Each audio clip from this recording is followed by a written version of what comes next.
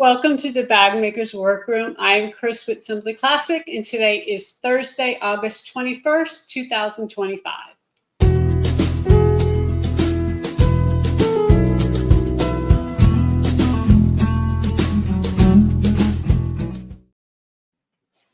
Hello, everyone, and thank you for joining us tonight. We go live every Thursday at 7 p.m. Eastern Time. If you can't join live, watch the recording on YouTube at any time.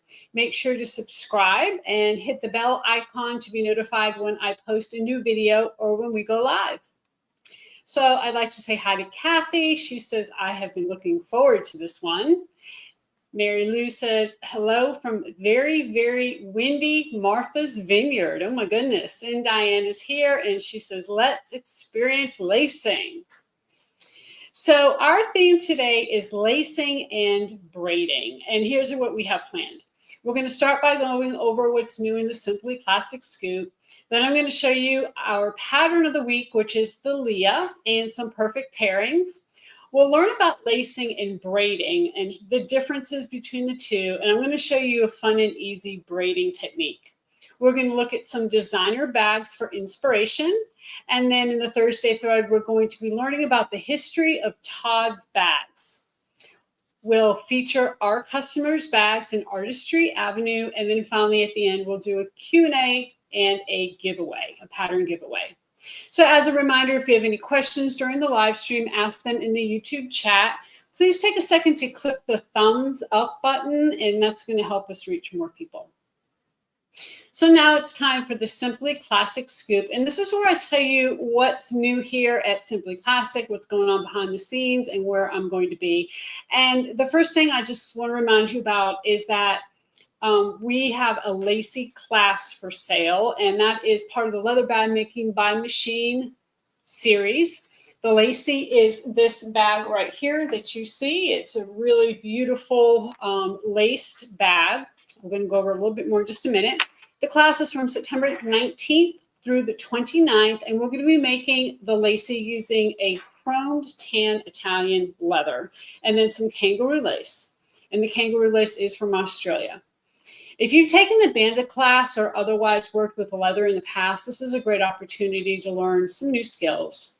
So here is a lacy. This color is distressed. It is the distressed russet. And the thing that we really love about this is, of course, the lacing. We do one type of lacing technique to join the gusset to the front and the back. And then we do a second kind of lacing technique here on the flap. It's really a fun bag to make. It has minimal hardware because we really wanted the leather and the lace to shine through. It does have an adjustable crossbody strap with some Sam Brown studs. And then, of course, it just has a magnetic snap here on the flap. The interior does have a slip pocket for a cell phone, but there are no exterior pockets. And again, we just really want the leather to shine in the lacing. We have three colors to choose from. There is the distressed russet, which is what I was just holding up in my hand. We have a gray, which the color of the gray is called elephant, with nickel hardware. And then we have the very dark brown embossed ostrich with bronze hardware. So you'll be able to choose your kit when you register, and we'll ship it out about 10 days before the class starts. The cost is $350 plus shipping. You're going to get 6 video lessons, 3 live Zoom sessions with me, the lacy pattern, which will never be released outside of the course, your class kit with the materials to make the lacy. The kit comes with your leather, stiffeners, kangaroo lace, lacing needle, hole punch, and a couple other things you'll need to finish the bag. Everyone who registers will also get lifetime access to the student portal, so you can revisit the lessons at any time. We've even had a few people sign up and do it on their own time. So, we encourage you to try to keep up the class and to join the live Zooms, but if you can't, because life is just life, right? Then you can certainly do the class on your own time. So check out the link in the description, and it has all the information you'll need to look at the class and including the class calendar, so you can check it out. So before we move on, we need to pick our giveaway winner from last week's episode. And every week we give away one PDF pattern to a live viewer and the other pattern to someone watching the replay. We have the name of everyone who entered here. We're going to go to the overhead and I'm going to draw one winner. And this person will get the PDF pattern for the Kaplan, which was our pattern of the week last week. So to enter, we had asked you to share your first name and the sewing project you are most proud of. So we have all the people who entered here. I'm going to pick one. Let's see. Let me pick this one. Let's see who won. So I'm going to hold this up. Lisa Riddle says, I am proud of a button-down cowboy men's shirt. So congratulations, Lisa. We are excited to be able to send you your Kaplan. Email us at share@simplyclassic.net, and within the next 30 days, we'll go ahead and get you your Kaplan. So we appreciate you watching the replay and joining. So we are, we go live every week, except we are actually, I'm traveling next week. I will not be here. So that means that we'll be doing a pre-recorded episode next week. So I know last time we did that, there were a few technical difficulties. We're going to do a little different this time. Instead of scheduling it as a live stream, we're going to just post it as a video, a premiere video on YouTube. So the only difference is that it's going to show up on the video section of the YouTube page instead of the live section. Other than that, be here at 7 o'clock. It'll be released. Shauna and Taylor will be in the chat. So if you have any questions, they'll be able to answer. You know, they're fantastic. My team is amazing. And we have a great episode planned for next week as well. So now it's time to talk about our pattern of the week, which is the Leah. And this is on sale, the PDF version, for $12.49 this week. So you can see we have a couple of Leahs here. That one up there is a leather version that I quilted. Love it. And then here we have a faux leather version. So we're going to go to the overhead. We're going to take a look at this bag. And from the top, you can see that this holds a 40-ounce water bottle. It has a separate divider, a little divider section here that holds that water bottle. Okay, I'm going to pull this out so you can see how large this is. It's one of the big ones. And so from the top, without the water bottle, you can see that we have a zipper pocket here on this side. Over here, we have got a divided slip pocket. And of course, we have a key fob. And what you're seeing in here is the crossbody strap. Okay, it also has a crossbody strap. Now, we have had a lot of people actually hack this bag. Okay, they email me and they say, hey, you know, I really like this bag. Is there something? I'm going to try to zoom out just a little bit so you can see more of the bag. There you go. What can I do to make this into a computer bag? Or we had somebody use it as a camera bag, and the part that you would typically put your water bottle in, they use for their lens. And then the other part, they put their actual camera in. And so, you know, there's a lot of different things you can do with this. And I really encourage you to get creative because it's really a great bag.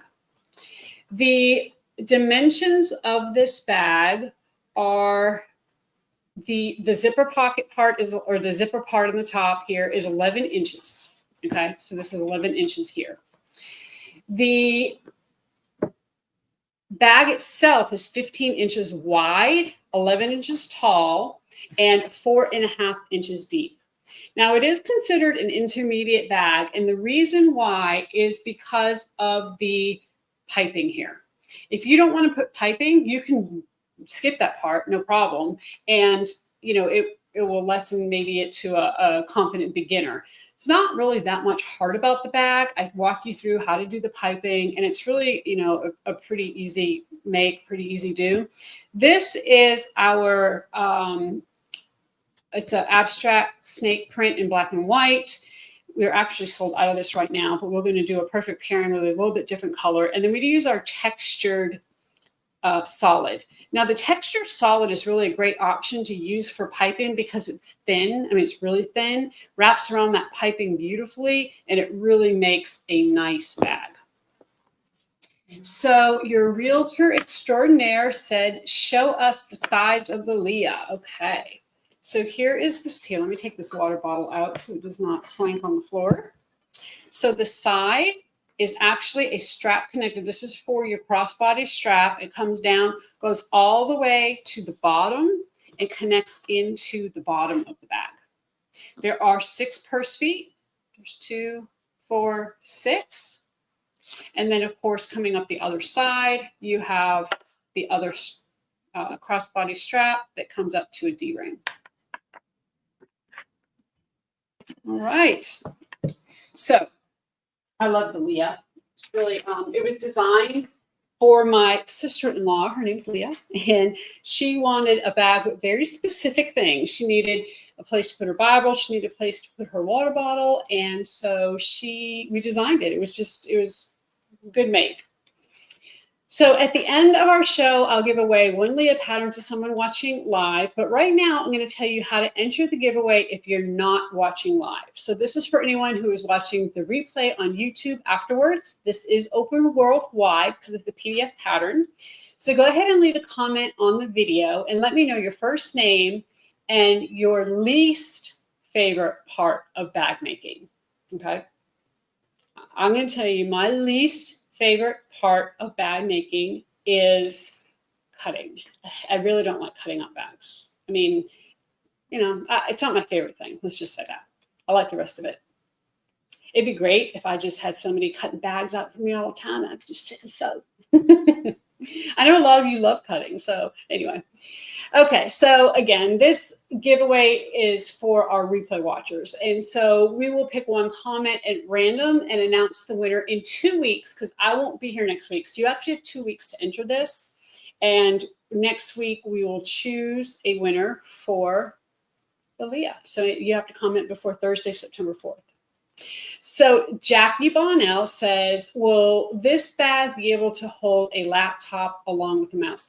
If you hack it, it will, unless you have a small laptop, because the opening, we go back to the overhead, the opening at the top is 11 inches. So if you've got a smaller laptop that will fit in that, yes. If not, what you want to do is probably take out the divider. So and let me just explain how to do that, because I actually had this question emailed to me this week, how to hack this. What you're going to do is when you cut out all these pattern pieces, one of these lining pieces is super long. Okay, it's longer than the bag. The other lining piece is the size of the bag. So what you will do is you will cut out, instead of cutting out one long one and one of the shorter ones, or I'll say the one that's the size of the bag, you're going to cut out 2 of the shorter ones. And then you're just going to finish the bag as if it didn't have this divider. You're going to have a gusset in here. So the gusset, of course, starts here, goes all the way over to the other side, and you won't do this whole folded section. So as you're going through the pattern and you get to that part, just leave that out. You'll just have 2 regular linings. You can go ahead and center your zipper pocket on the entire bag instead of centering it on this section. And then don't forget, the other thing you're going to have to do is increase the length of your zipper placket pieces. Okay. But a lot of people have done that and turned that into a computer bag because it's nice and wide. You can have like a phone pocket in there and it would really be a great make. Okay, so now it's time for perfect pairings, and this is where we match some of our leather and faux leather with lining, thread, and hardware. Of course, we know it can be hard to find what matches when you're looking for photos or on photos from the screen, and computers are hard, right? So we want to help you out with some perfect pairings. So for our faux leather pairing, because we are out of that black and white snake, we decided to show you the brown because it would look exactly, I mean, it would look amazing. So this is our brown and white. We call it geometric snake. It's not really a snake print. It's more like just a geometric print, I think. Anyway, beautiful colors, brown. And then we put it with our textured chocolate brown solid. So you would want to probably do the main part of the bag and this here, and then use this for your piping, handles, crossbody strap. We suggest bronze hardware. And this is the rosewood fabric by Tilda. We think that this is chambray rosewood. We think it will look great. And then, of course, chocolate brown, either Fusion 45 or the Tex 70. We think that would be really beautiful. And then for the leather, we decided to go ahead and show you two different hides on the leather so that you could use one as an accent. So let me move this out of the way. And for the leather, we're going to show you a different color here. This is called apricot. So we think the apricot would look beautiful in the main color, and then this chocolate, or I think we call it mink brown for the accents. The lining we suggest is the Tiny Dots Khaki by Tilda. Bronze hardware again, and then of course we suggest that you stay with the chocolate brown thread. Now, what I would do and what I would suggest is to quilt this. So when we go to the main camera, I'm going to show you, just pointing out, this is again a quilted bag, and you can see that there's a diamond pattern on there. What I did was use black thread, and I just did a large diamond, I think 2 inches apart, and quilted that. So to use, we're going to go back to the overhead. To use these two here, I would quilt it in this dark brown on this apricot, and I think it would blend in beautifully. I think it would be gorgeous. I love quilting leather. I think it's so classy, and I think it just gives it a real upscale look. And so that's what I think would be amazing. So we really think that these pairings would look amazing on the Leah or any other bag that you would like to make. So again, the apricot and the mink, so these two color leathers are 10% off this week. The Leah pattern is $12.49 this week, and all of the Leah hardware kits are also 10% off this week.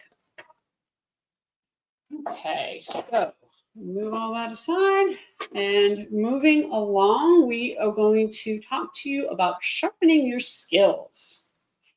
So this is where we talk about tips and techniques to make you become a better bag maker. And today I want to talk to you about lacing and braiding. So as you saw, lacing is a skill that we focus on in the Lacy Leather class. So today I want to give you an overview of different types of lacing and show you an easy braiding technique, which is different than lacing, that will hopefully help inspire you. And then we're going to look at some designer bags to inspire you as well. So sometimes we use the words bracing and lacing interchangeably, but they are technically a little different. So braiding and lacing, a little, again, it's different. So let's take a look at this bag here. This is a Coach bag. Lacing is when you use thin strips of cord or leather, or sometimes other materials, to join larger pieces of leather together, or to create accents on bags, like for decoration. And it's done by punching holes in your leather and weaving the lace or the leather or whatever it is through the holes. Now, we can lace through grommets, we can lace through chains and other pieces of hardware as well. It doesn't have to be leather. On our example bag here, there's a few different kinds of lacing. They use lacing to construct the handles, because you can see the bottom part of that handle is actually a piece of leather that's sewn around to create that lacing look. They also used it to decorate the front of the bag, around the top edge and down the middle. And then if you look at the rectangular pattern pieces under the strap connectors, you can also see some thinner lacing there. Now, despite all that, the fact that this is tone on tone, it's not in your face kind of lacing, right? It's just decorative accents to make it look fancy, like make it look classy. Braiding is different because in braiding, you're interweaving the leather strips with each other, not with a larger piece of leather. Braids can be decorative. They can also be used to strengthen a piece of leather. And on this Coach bag, the belt in this case is braided. So you only need a few things to get started with lacing. So we're going to go to the overhead and we are going to take a look at some different types of leather lace. Now, this is Kangaroo Lace, and this is the lace that we use in the lacy bag. Now, you might take a look at it and say, okay, what's so special about it? What's so, you know, I mean, lace is lace, right? But I'm going to say, no, that's not true. And I'm going to zoom in a little bit so that you can see maybe this a little closer up. Okay. So Kangaroo Lace is an amazing lace to use. It is strong, very, very strong. It has no stretch to it. And it's pretty smooth on both sides.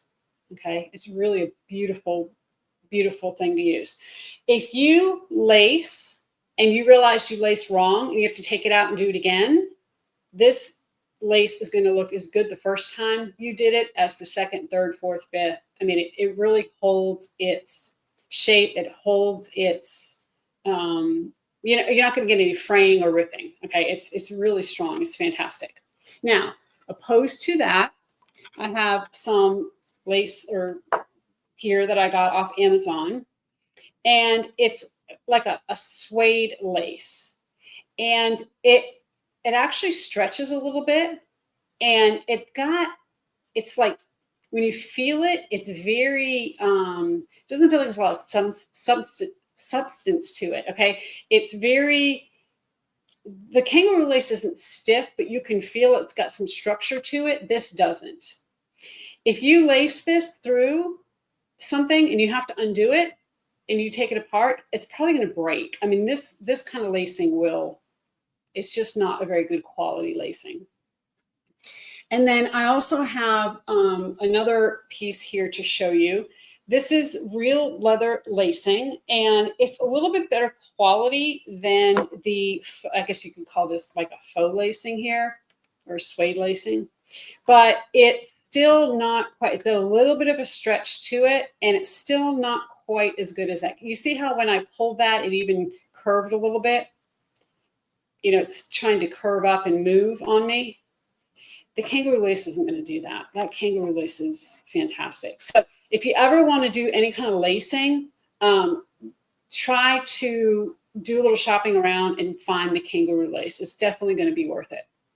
So Rock says, I get my lace from the prestigious Packer Leather Tannery of Australia. Look at that, Packer Leather. That's where I get mine too. And that's what we're using for the lacy class. They are really amazing. I actually get this through a supplier here where you can see Dane Craft Leather Shop right there. They're a supplier here in the United States. They get it directly from Australia, and the Packer leather is really great. So, yep, love it. So quality, your lace quality makes a difference. Now, there is synthetic lace, and the lacing itself can either be round or flat. That was flat, depending on the style you're going for. I like to use 1/8 of an inch flat Kangaroo lace. Again, what we use in the lacing. So the other thing you're going to need is lacing needles. So I'm going to go ahead, and I have one lacing needle here. We're going to go back to the overhead, and I'm going to show you because they're a little bit different than a regular needle. Number one is that they're not sharp. Okay, they're very, very dull. And they're not supposed to be sharp because when you're lacing, it's different than stitching. When you stitch on leather, you hand stitch, you are not necessarily always punching through the leather all the way. You're using a sharper needle to help you do that. You are actually using a chisel to help kind of get the hole started. But with lacing, you're actually cutting a hole in the leather. You're punching a hole. So these do not need to be sharp. The lacing needles actually separate at the top here, and I'm just going to pull this back. Maybe I'll pull it back. Let's see. It's got little teeth on it. Let's see if I can get a pair of pliers to do that. Usually we need that.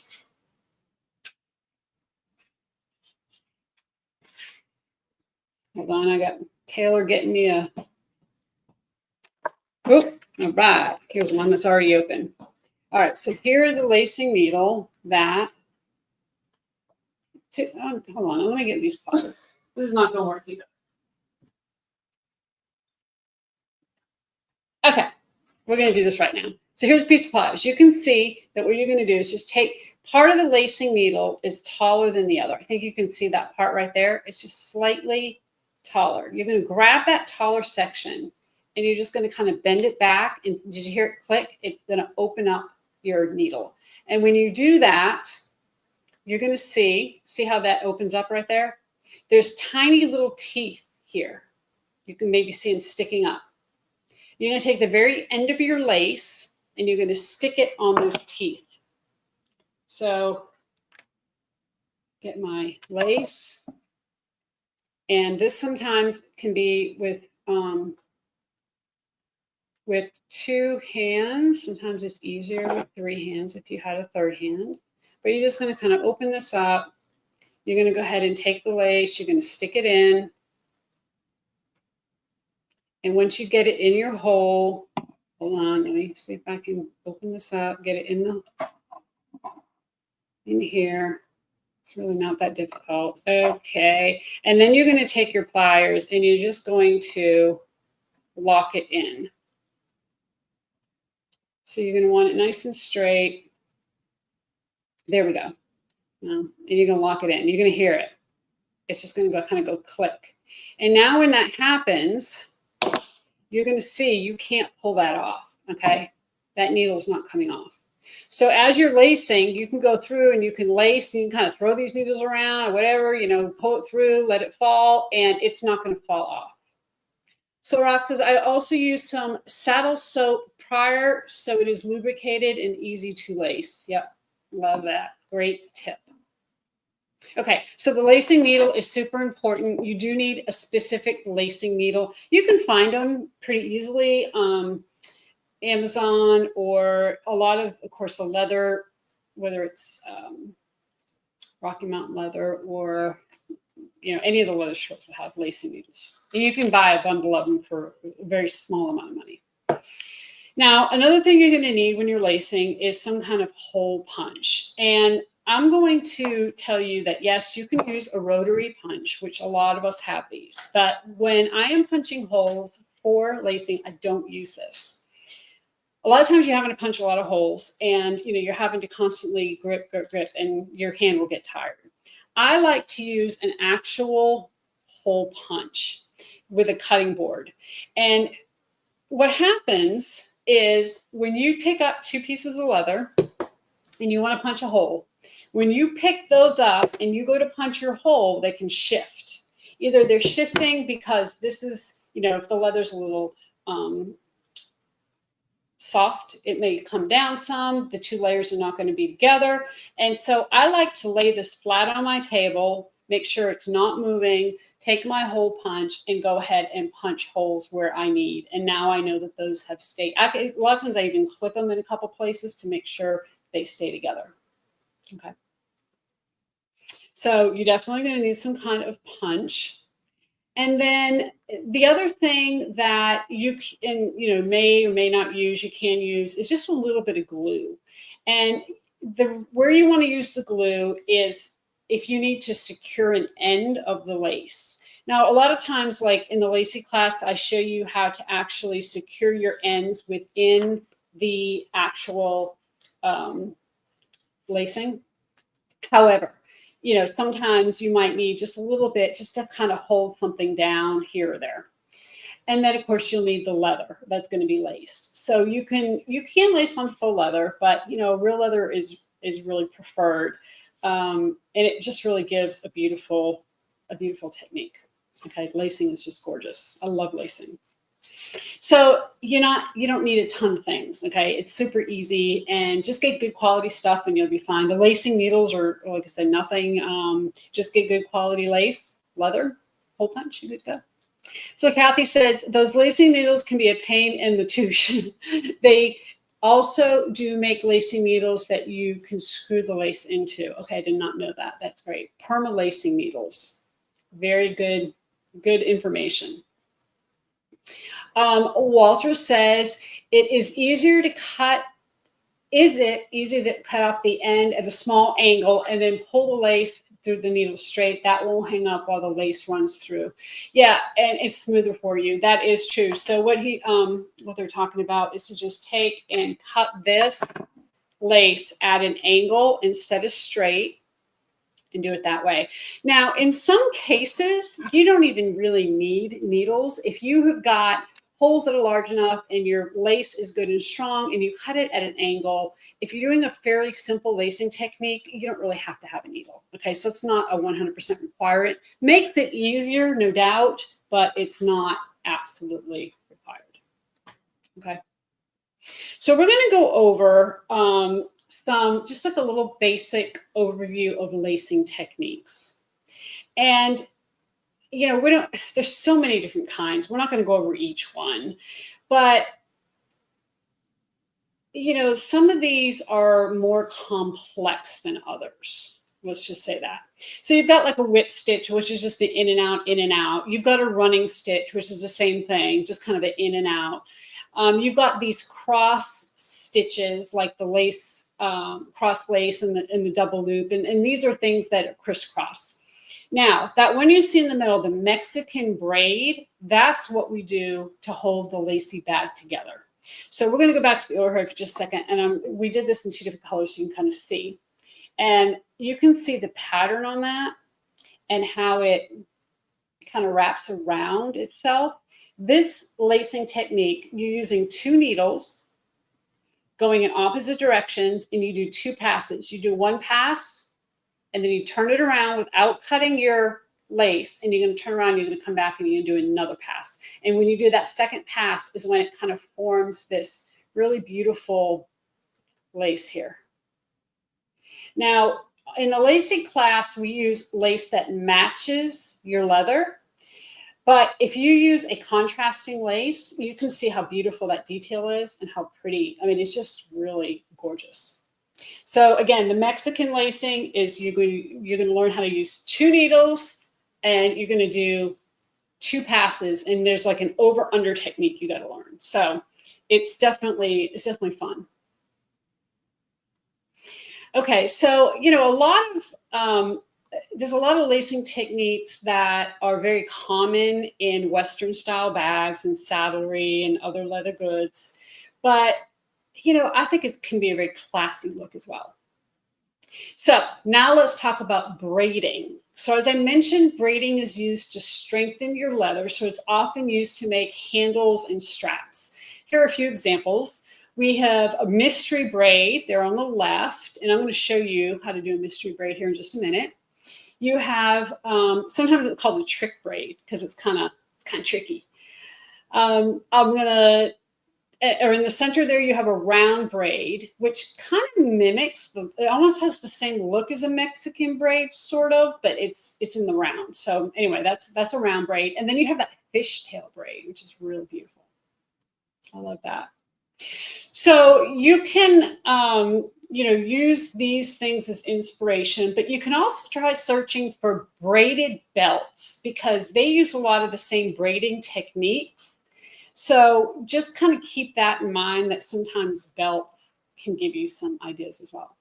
So we're going to go to the overhead. I'm going to show you this mystery braid. So this is and you may have seen these in the past, but this is a braid that is done with 2 closed ends, okay? So if both ends are closed, think about braiding your hair or braiding. Say, how do you get that to happen, get that to work? Okay, here's another one that I did. And this is double-sided leather, but you can't really tell. You can tell a little bit on that side. And then just for fun, I wanted to see how it would do in faux leather, because I know some of you will probably wonder and ask. And honestly, I don't really like it in faux leather. It is not good. It doesn't sit super flat like these others do. And, you know, the faux leather does not hold its shape and form like leather typically does. So really the faux leather, although it can be done, you know, it's probably not a great option. All right, so let's look at how we do this mystery braid. So I'm just going to take a strip here as an example. Use your imagination on this. So this is a starting point for you to be thinking about decorative accents on bags, thinking about straps, things like that. So I just have a piece here. Let's say you have a strap, and the strap is super long, and this is just one section of the strap that we're going to add this decorative part to. So you're going to cut slits in it. You're going to have 2 slits. So you have 3 pieces. Again, think about braid, like you braid your hair, you need 3 strands, okay? And you want them to be equal distance. Also think 4, 2. Okay, those are the magic numbers, 4 and 2. So you're going to start by braiding, and I'm going to braid underneath. So what I mean by that is I'm going to go 1, 2. I'm just braiding this, right? Like a regular braid. 3, 4. Okay, so when I get to the 4th, I'm going to untangle my bottom. I'm just going to kind of flip that bottom part through. Okay, and then you're going to do 2 more passes. So 5, 6, okay, series of 6, 4 and 2. And then when you flip this, see you're nice and flat, and you can start the braiding process all over again. See how that's nice and flat? So you're starting from scratch. So again, I'm going to do 1, 2, 3, 4. At the 4th one, I'm going to stop, because see how this is braided? You got kind of a mess. You're going to go ahead and flip that out. And then you're going to, and you see, I'm not really worried about this part yet. It's looking messy. Don't worry about that. And you want to get as many of these passes in as you can. So do it nice and tight. And then I'm going to do 1, 2, flip this back out, and now I'm flat again. So I'm going to do it one more time. 1, 2, 3, 4. I'm going to hold those in place. I've got kind of a mess down here. I'm going to untangle that.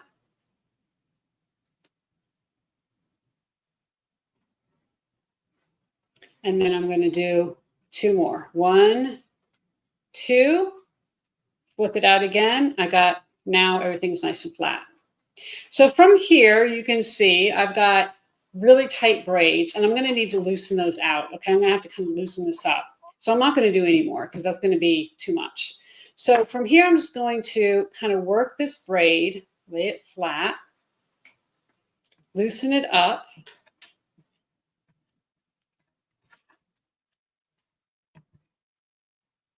Okay, so in a way, I'm kind of unbraiding it a little bit, just kind of making all of these a little bit looser.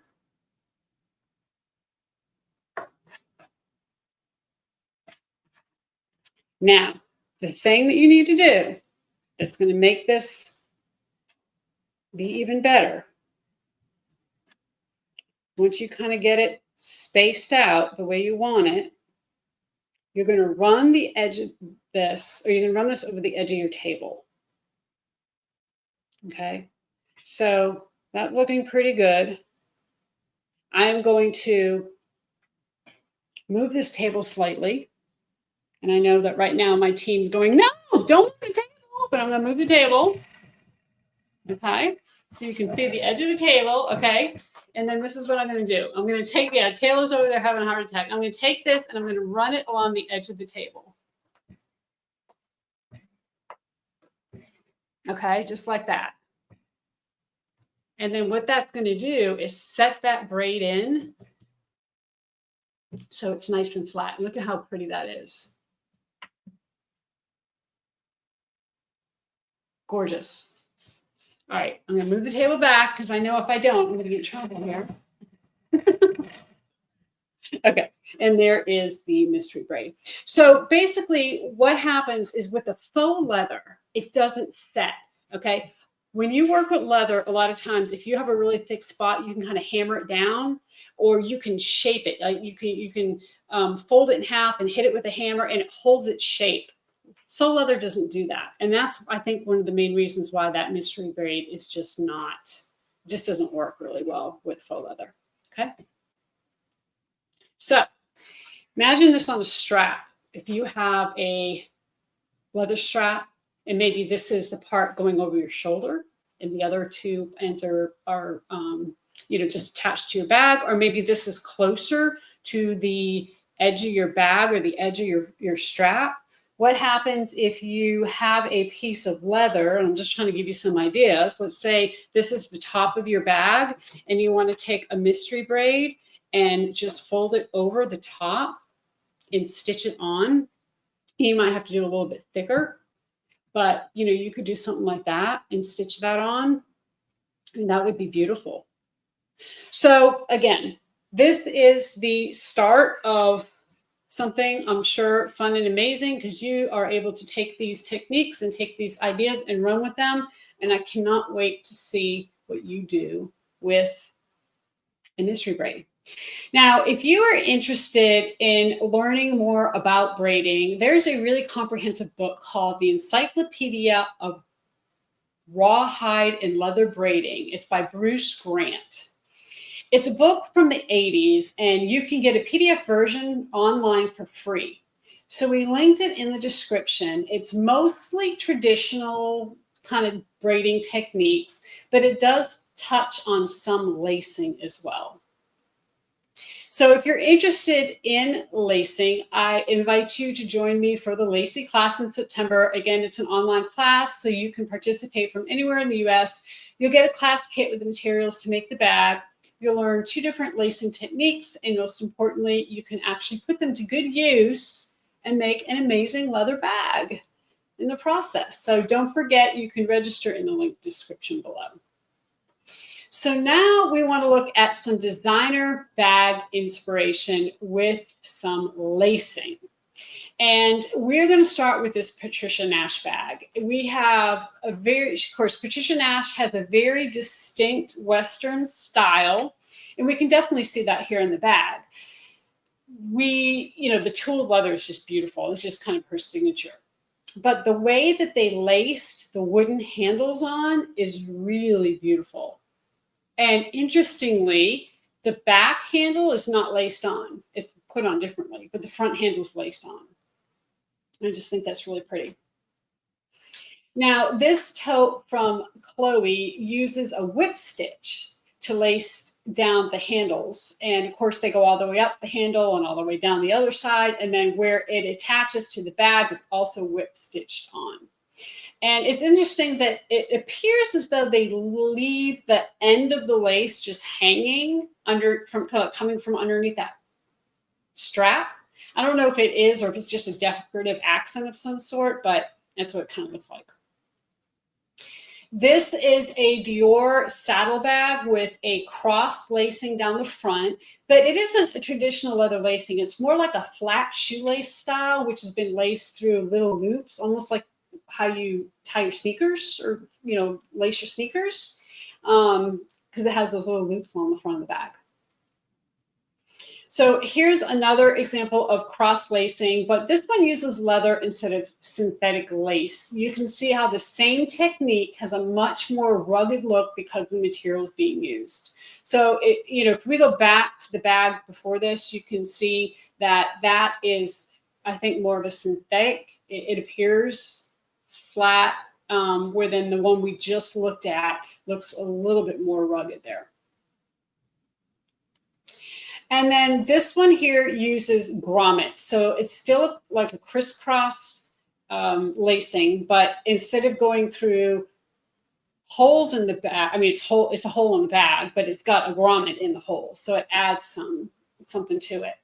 And then I really want you to look at this chain too, because it's kind of hard to see, but basically they just wrapped lacing around the edge of the chain. Instead of going like over, under, through the chain, they wrapped it around the sides of the chain link. I was really interested to see this was a Patricia Nash bag, because this is not a traditional, what I would picture a Patricia Nash bag to look like, but it's definitely very unique. So you can also use lacing as a decorative accent down the middle of your strap connectors, like you see here. And this is, we see this a lot. This is, you know, pretty common, especially on tote bags. And then this Chloe bag is really unique. I like this bag. It is very classy. It's a great way to use some lacing to add like class to the bag, but it's a very upscale bag. It looks like the top is like a suede and the bottom is a leather, and it's just really pretty. And it looks like the edge of the lace is edge painted or something. It just adds a little bit of something to it. I really like that. Now, here is another Chloe bag, and you can see that they do a lot of decorative lacing on this bag. It's really pretty. I like the 3 rows of lacing on the flap. So if you're ever making a bag and the flap seems a little basic, maybe consider doing some kind of lacing instead of decorative hardware. And then here is a Gucci bag that combines several different types of lacing on the flap. It's similar to the Chloe bag with all the layers of lacing, but with even more variation and more texture. This is a lot to me. I'm not sure that I like the different layers of it, maybe, or the different styles of it. It just seems busy, even though it's tone on tone. And then, of course, you have a braided strap on this. So we also have a very unique wave bag from Todds. Now, not only did they use at least 4 different lacing techniques, they also used a variety of colors. So most of the bags we saw, the lacing was the same color as the main body, or they used a single accent color. But this one has 3 different colors of lacing. So don't be afraid to get creative and try something new. So finally, I want to share some belts and cuff bracelets, because they can be a great source of lacing inspiration too. And I really spent some time looking at these, because the hair on hide one on the lower left-hand side is really pretty. And I like the way they used a different color lace. And I like the way that they kept it simple, just in and out. And they let the color speak for itself. The one in the center, or at the top there, the center top, what they probably did there was they glued, like they layered leather, they glued it together, and then they just did punch holes and did like a crisscross over that center section that they layered together. The one on the right at the top, I can't say enough about that one. I love that wave design, and that's just how they punched the holes in. Instead of punching them in a straight line, they punched them in a wave pattern. I mean, very unique. And then the one on the bottom right, I really like too. It's just a hole down the center, and then they just kind of went diagonal with their lacing. I mean, very simple, but wow, that just makes, gives it a wow factor. I really like these.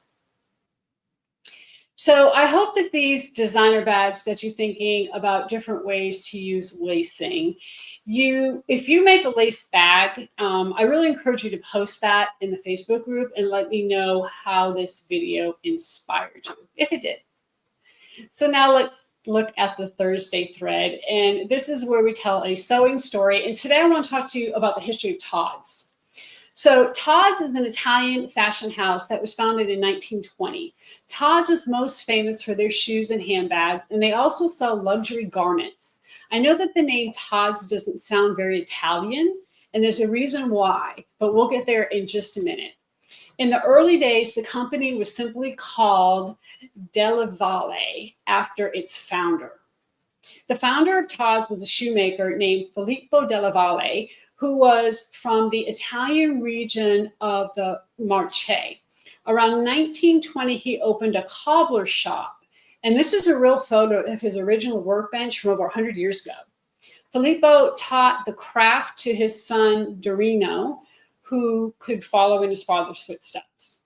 Dorino hired more artisans so they could scale the production. And in 1970, they began producing shoes for some of the most respected Italian fashion brands.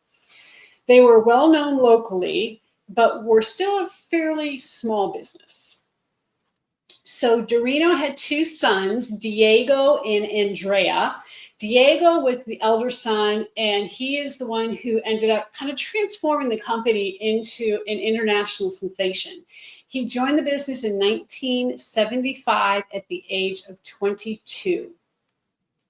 A few years later, he officially changed the name to J.P. Todds. Now, how did that name come about, right? So supposedly he picked the name out of an American phone book because he liked the way it sounded. Interesting, right? You never know where names come from. And he thought it would really appeal to customers in the US. So they did eventually drop the JP, and now they just call it Todds. So Diego is also responsible for designing the brand's most iconic shoe. This is the Domingo driving shoe. It's a suede moccasin style loafer that they introduced in 1979.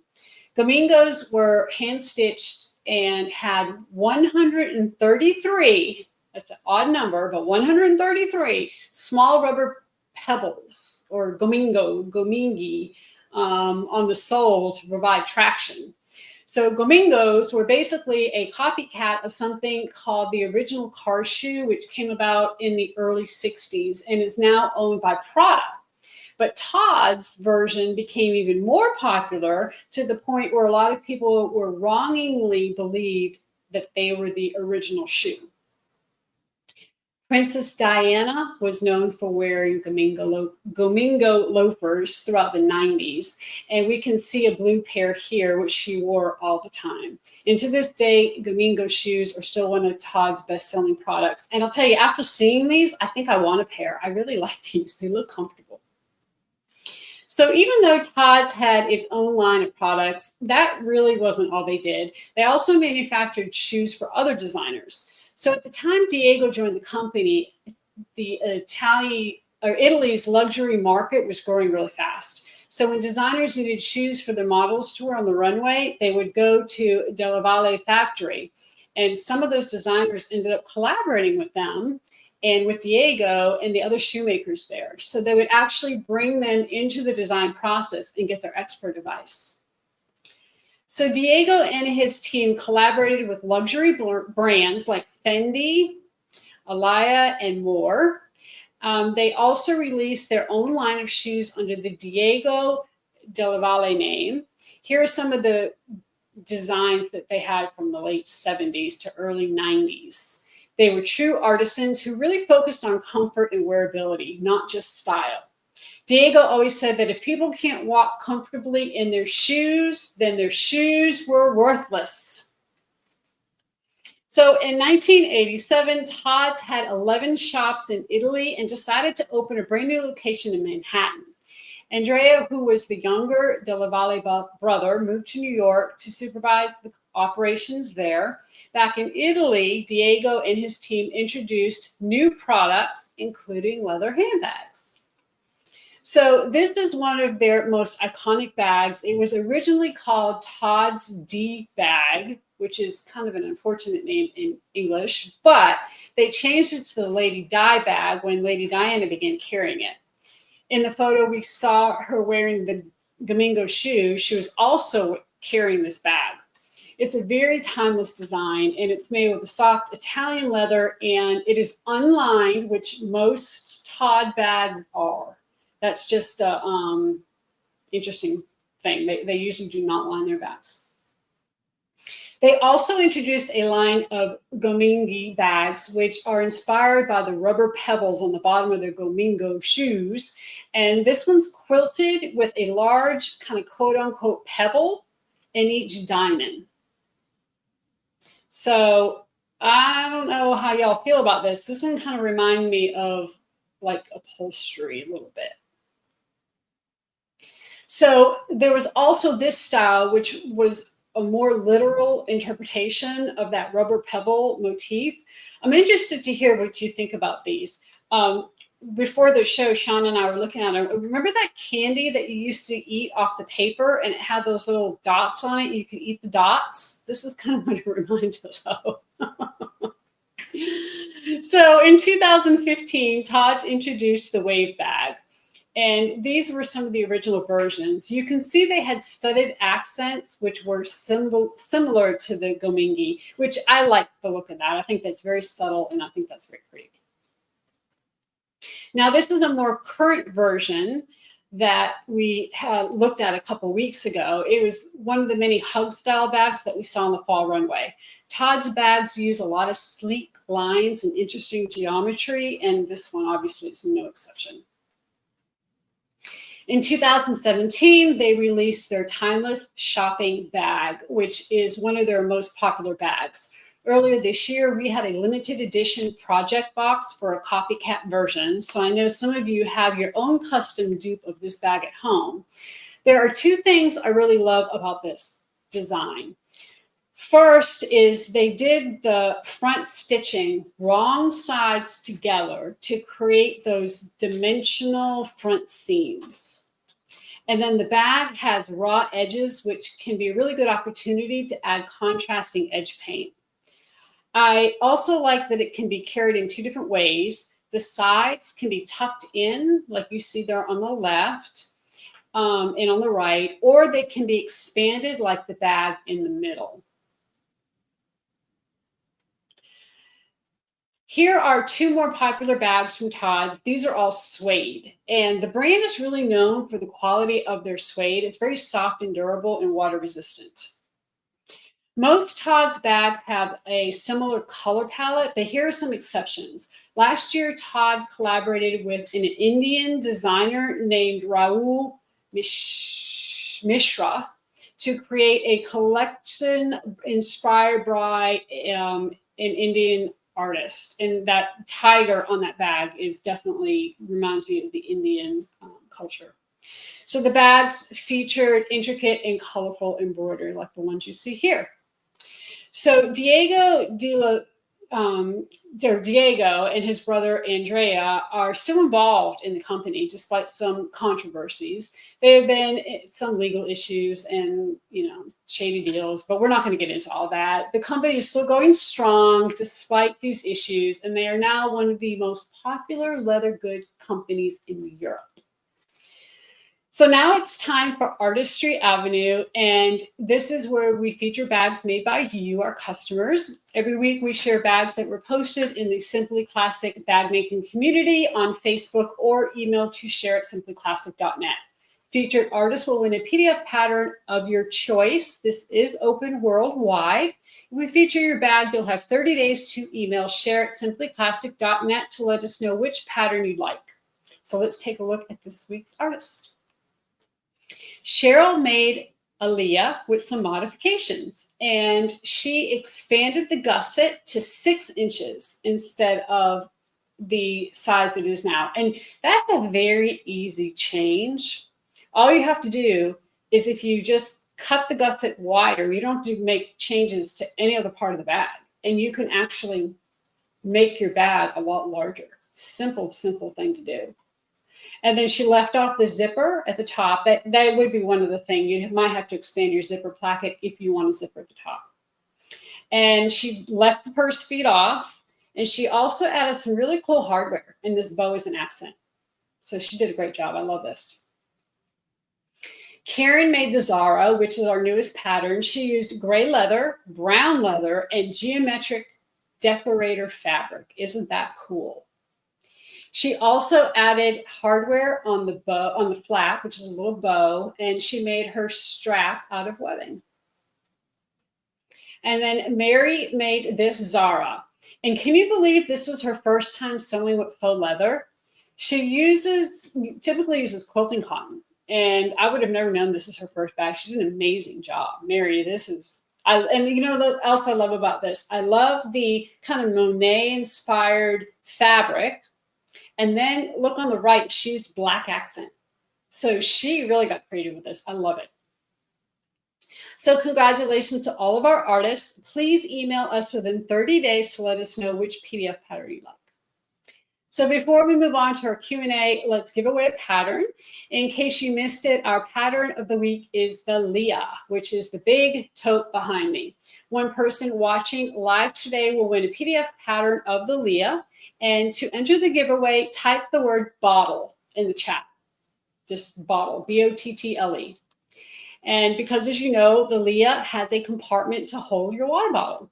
So this giveaway is for live stream viewers only on YouTube, and it is open worldwide. Please enter only one time, and we'll have the computer pick a winner while we do our Q&A. So let's see what we have for Q&A. So Margie asked, she emailed this in, if I'm making a faux leather bag, should I stabilize it before or after I do my decorative lacing? So that's a really good question. Whenever I do any kind of lacing, I usually stabilize it first. Now, an exception to that would be if you're using a thick leather, then you don't need to stabilize it at all. But if you're using faux leather or you're using some of our lambskin thinner leather, I would say go ahead and stabilize it first. So Lisa says, what is a good width of leather to use for practice? So I'm assuming as far as lacing, you can, okay, this here, okay, this is what she's referring to. Sorry about that. This is 1 inch wide, okay?